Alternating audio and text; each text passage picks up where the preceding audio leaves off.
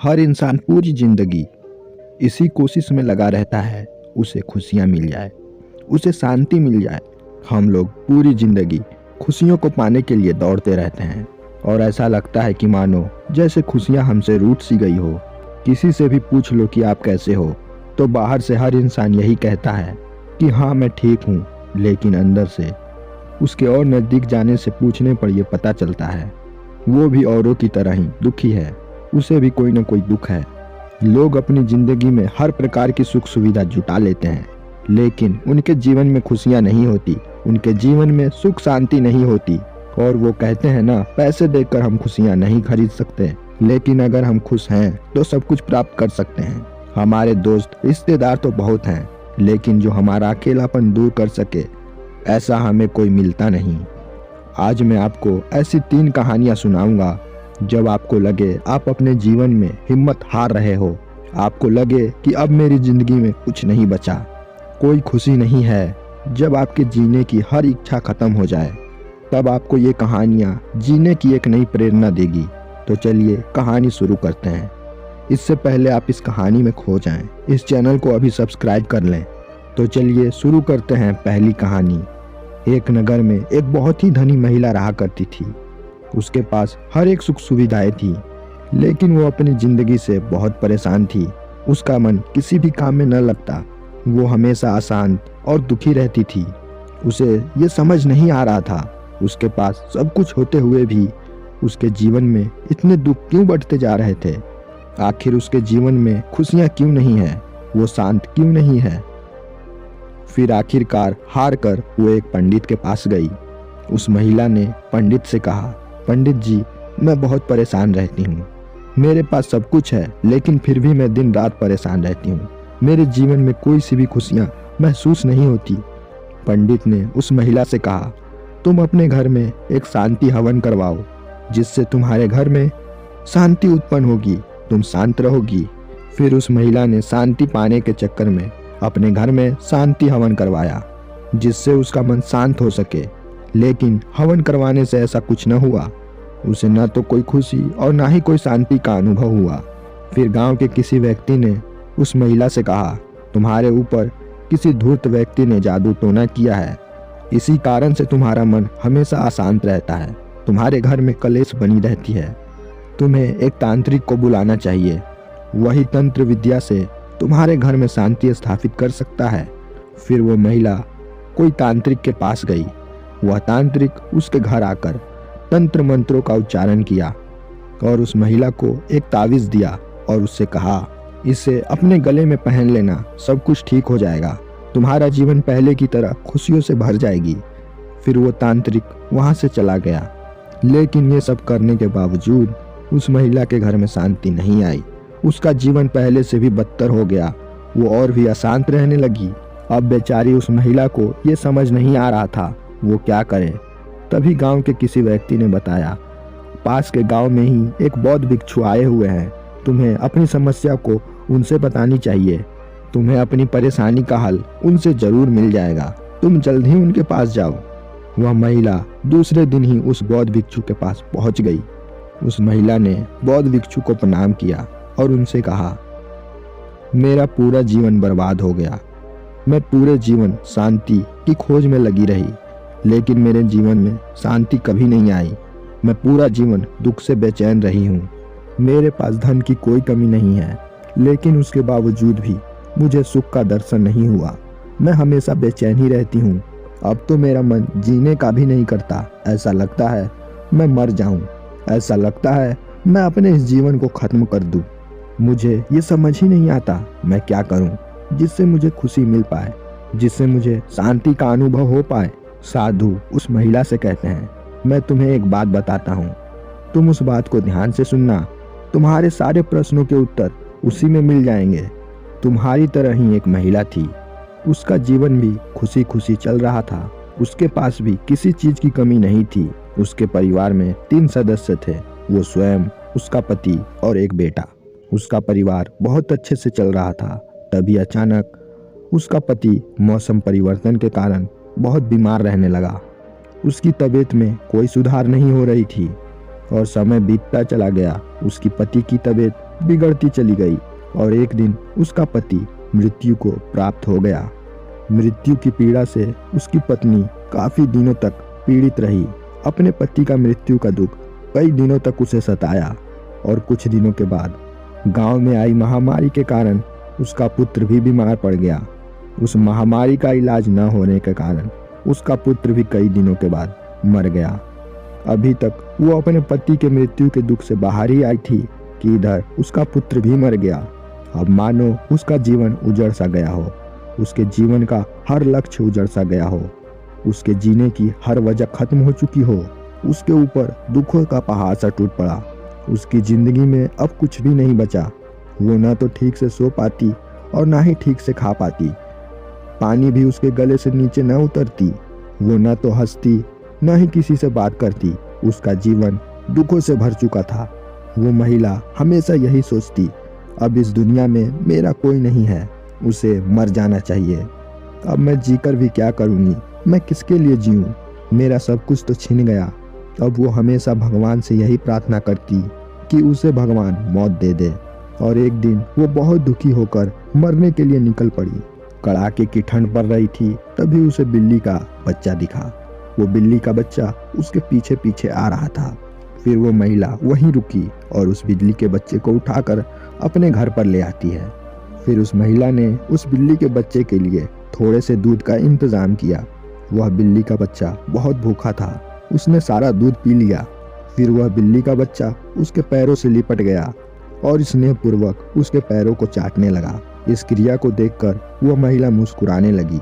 काफी दिनों के बाद उसे एहसास हुआ इस संसार में उसे प्यार करने वाला कोई तो है। उसे यह एहसास हुआ, अगर एक बिल्ली के बच्चे को भूख मिटाकर मुझे इतनी खुशी मिल सकती है, तो एक इंसान की भूख, एक इंसान की सहायता करके मुझे कितनी सुख शांति मिल सकती है। इसके बाद उसने अपने फैसले को बदल लिया। वह विश्राम करने के लिए अपने कमरे में गई और सुबह उठकर उसने अपने पड़ोसी के लिए सुस्वादु भोजन का निर्माण किया। क्योंकि उसका पड़ोसी बीमार था, उसने पड़ोसी की सेवा की, जिससे उसको शांति की अनुभव हुई। फिर उस महिला को जीने की वजह मिल गई। अब उसके जीवन में सबकी मदद करना, सबको सुख बांटना, बुरे वक्त में लोगों की सहायता करना था। और इस तरह से उसके जीवन में भी खुशियों की बारिश होने लगी। उसके जीवन में भी सुख का सूरज उगने लगा। जब उस धनी महिला ने बौद्ध भिक्षु की ये कहानी सुनी, वो रोने लगी। उसने रोते रोते कहा, मेरे पास सब कुछ तो था, लेकिन मैंने वो चीज़ खो दी है जो मैं पैसों से नहीं खरीद सकती। मैंने अब तक किसी की कोई मदद नहीं की। मैंने अपना सारा जीवन केवल पैसे को कमाने में, धन जोड़ने में सारा जीवन बर्बाद कर दिया। मैंने धन के लिए न जाने कितनों का दिल तोड़ा, न जाने कितने लोगों से झूठ बोला। ये सारी बातें सुन बौद्ध भिक्षु ने उस महिला से कहा, खुशियाँ हर व्यक्ति के आसपास ही बिखरी पड़ी है, बस व्यक्ति उसे पहचान नहीं पाता। व्यक्ति केवल धन को ही हर सुख सुविधाएं मान लेता है। व्यक्ति यही सोचता है अगर धन उसके पास है तो वो खुशियों को खरीद लेगा, लेकिन वास्तव में ऐसा कभी नहीं होता। पैसे से कोई भी व्यक्ति खुशियों को नहीं खरीद सकता। जिंदगी की खुशियाँ इस पर निर्भर नहीं करती कि हम कितने खुश हैं, बल्कि इस बात पर निर्भर करती है कि हमसे कितने लोग खुश हैं। तो अंत में जब भी आपको ऐसा लगे कि आपके जीवन से भी सारी खुशियाँ चली गई हैं, आप हमेशा परेशान रहते हो, तो आप भी इस युक्ति को जरूर अपनाएं। आप ये जरूर आजमाएं, आपकी वजह से कितने लोग खुश हो सकते हैं, आप कितने लोगों का दिल जीत सकते हो। ये बात याद रखना, अगर आपकी वजह से किसी और को खुशियाँ मिलती है तो आपके जीवन में भी स्वतः खुशियों की नदी बहने लगती है। जो इस प्रकृति को हम देते हैं, प्रकृति वही हमें लौटा कर देती है। अगर आप इस प्रकृति को खुशियाँ बांटोगे तो खुशियाँ आपके पास आएगी। और कहावत है ना, गम बांटने से कम होता है और खुशियाँ बांटने से बढ़ जाती है। दूसरी कहानी, एक नगर में एक राजा रहता था। राजा के यहाँ दरबार लगाया जाता था। सर्दी के दिन थे, इस कारण से राजा ने अपना दरबार बाहर खुले धूप में लगा रखा था। पूरी सभा खुले धूप में आसमां के नीचे बैठी हुई थी। राजा के आसन के सामने एक शाही मेज रखी हुई थी। उस मेज पर कुछ कीमती चीजें रखी थी। उसी समय उसके दरबार में एक व्यक्ति आया। उसने राजा से कहा, महाराज, मेरे पास 2 वस्तुएं हैं और ये लेकर मैं हर राज दरबार के राजा के पास जाता हूँ। और अपने इन 2 वस्तुओं को उस राजा के सामने रखता हूँ। लेकिन कोई भी राजा उन वस्तुओं को परख नहीं पाता और मैं अब तक विजेता बनकर घूम रहा हूँ और अब मैं आपके नगर आया हूँ आपकी परीक्षा लेने। ये सुन राजा ने उसे अपने पास बुलाया। उससे कहा, वो कौन सी 2 वस्तुएं हैं जिसे कोई राजा परख नहीं पा रहा। फिर उस व्यक्ति ने दोनों वस्तुओं को निकाला और उस शाही मेज पे रख दिया जहाँ पर बाकी के शाही सामान भी रखे हुए थे। वो दोनों वस्तुएं बिल्कुल एक जैसी दिखाई दे रही थी, एक समान आकार की, दोनों का रंग रूप भी एक जैसा था और दोनों का वजन भी समान ही था। राजा ने जब दोनों वस्तुओं को देखा तो वो दंग रह गया। राजा ने देखने के पश्चात उस व्यक्ति से कहा, ये दोनों वस्तुएं तो एक ही हैं। उस व्यक्ति ने कहा, हाँ, देखने में ये दोनों वस्तुएं एक जैसी ही दिखती हैं, लेकिन ये दोनों वस्तुएं बहुत ही अलग हैं। इन दोनों वस्तुओं में से एक तो एक बहुमूल्य हीरा है और एक कांच का टुकड़ा है, लेकिन ये दोनों वस्तुएं एक जैसी ही दिखती है। इसी कारण से आज तक कोई इसे परख नहीं पाया। अगर कोई व्यक्ति इसे परख कर बता दे कि ये हीरा है और ये कांच का टुकड़ा है तो मैं हार मान लूँगा और ये कीमती हीरा आपके राज्य के तिजोरी में जमा करवा दूँगा। लेकिन मेरी एक शर्त है, अगर कोई व्यक्ति इसे पहचान नहीं पाया तो आपको इस हीरे की कीमत मुझे देनी होगी। व्यक्ति की बात सुनकर राजा ने कहा, मैं तो इसे नहीं परख पाऊंगा। इतना कहने के बाद उसने मंत्री और वजीरों की तरफ इशारा किया। राजा के सभी मंत्री और वजीरों ने सोचा, अगर कोई भी गलत उत्तर दे दिया तो राजा को अपने तिजोरी में से उस हीरे की कीमत अदा करनी होगी। फिर राजा उस मंत्री या वजीर को मनचाही सजा भी दे सकता है। इस वजह से सारे मंत्री और वजीरों ने इस परख से, इन दोनों वस्तुओं की परख करने से मना कर दिया। थोड़ी देर बाद उसी राज दरबार में एक अंधा व्यक्ति जो लाठी के सहारे चल रहा था उस राज दरबार में पहुंचा। उसने एक व्यक्ति से कहा, मुझे महाराज तक ले चलो, मैंने सारी बातें सुनी है। मैंने सुना है कोई भी उन दोनों वस्तुओं को परख नहीं पा रहा है।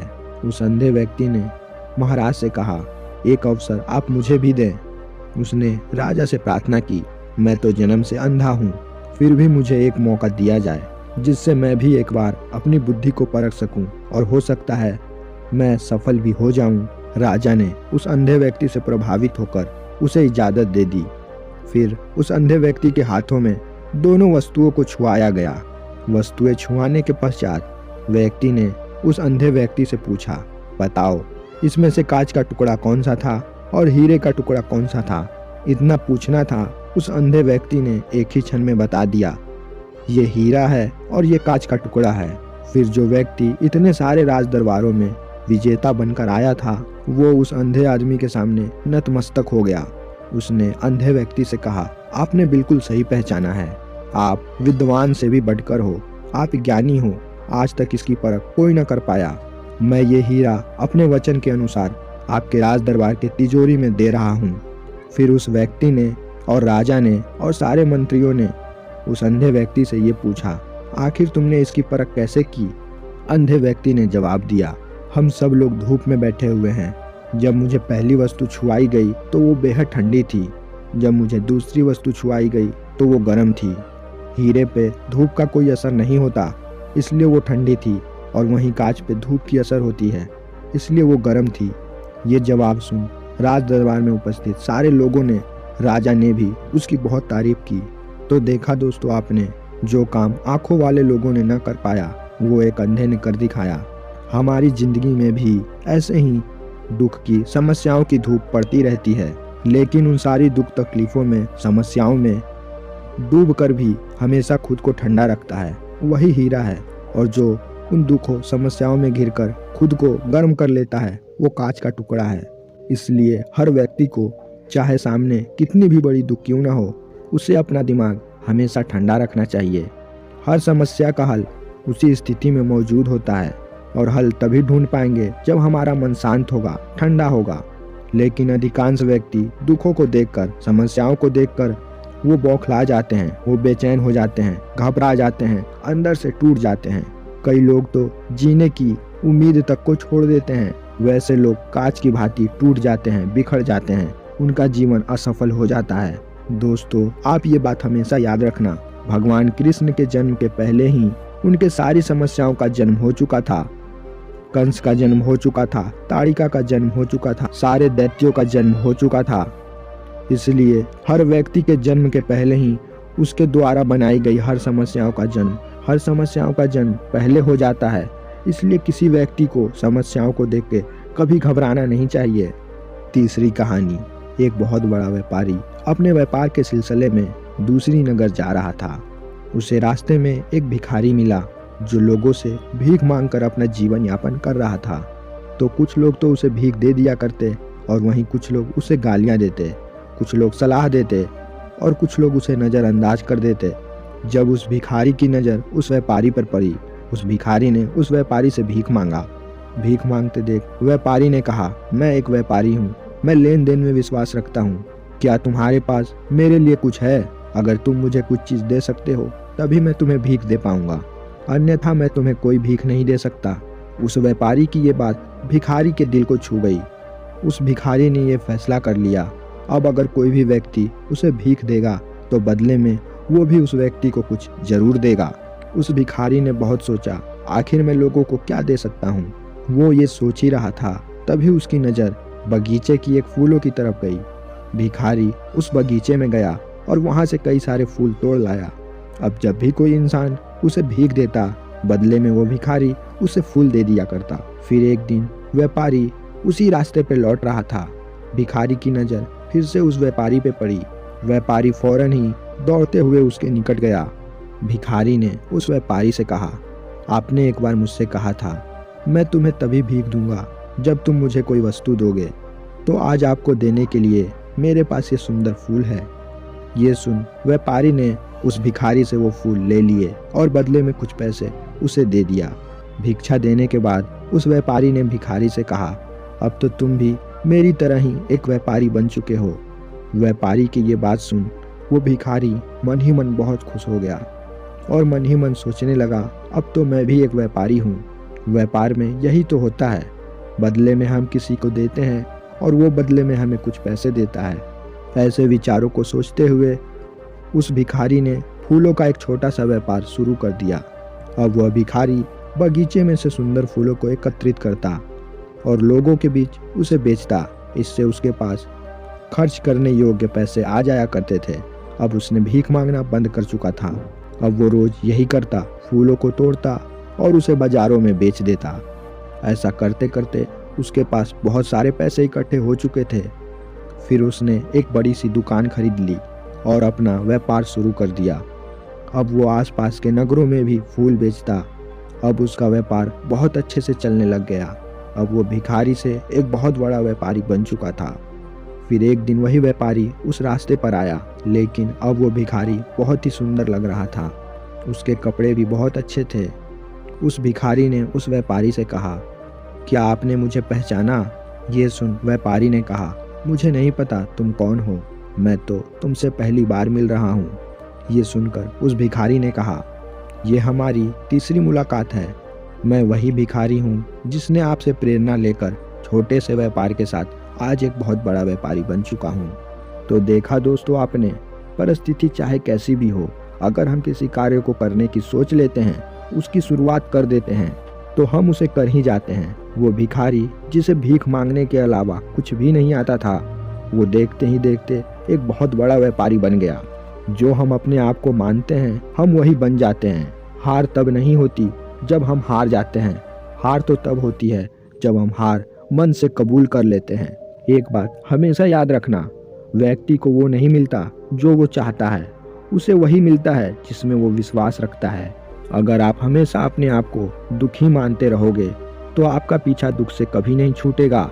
और अगर आप अपने मन में ये बैठा लो कि आप खुश हो, आप सफल हो, तो आप एक न एक दिन सफल जरूर हो जाओगे। अब आलस को छोड़कर, भविष्य के चिंतन को छोड़ के जो आप करना चाहते हो उसकी शुरुआत करो।